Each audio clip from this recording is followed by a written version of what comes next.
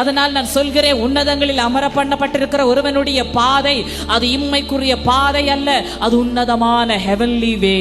சிம்பிளா புரிந்து கொள்ள ஒரு விஷயம் சொல்றோம். இங்க இருந்து ட்ரெயின்ல டெல்லி போகணும் சொன்னா நீங்க 3 நாள் பிரயாணம் பண்ணணும். ஆனால் பிளைட்ல பிரயாணம் பண்ணா 3 மணி நேரத்துல போலாம். ஆனால் இந்த இடத்தில் அமர பண்ணி இருக்கிறவன் எந்த டிராபிக் பிளாக்கும் எந்த இடத்தடை எதுவுமே இல்லாமல் அவன் மேல் தேவன் வைத்திருக்கிற அந்த டெஸ்டினேஷன் லட்சியம் அதுல அவன் சீக்கிரமாக எளிதாக ஆமென். உறுதி உள்ளவர்கள் கரங்களை உயர்த்தி பிரைஸ் பண்ணி சொல்லுங்க. உன்னதங்களில் ஆவிக்குரிய மண்டலத்தில் அமர பண்ணி இருக்கிற எனக்கு எந்த டிராபிக் பிளாக்குமே இல்ல.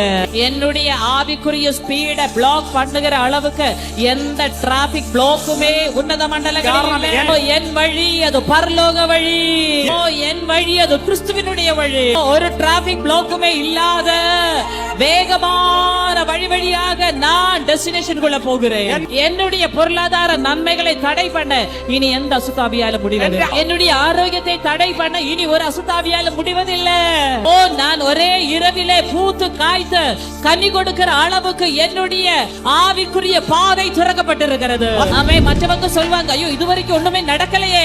நான் தைரியமாக சொல்லுங்க, ஆமே, நான் இருக்கிறது உன்னதமான இடத்திலே ஒற்றை இரவிலே நான் பூத்து காய்த்து கனி கொடுக்கிற அளவுக்கு என்னுடைய சூழ்நிலைகளை மாற்ற என்னுடைய அப்பாவால முடியும்.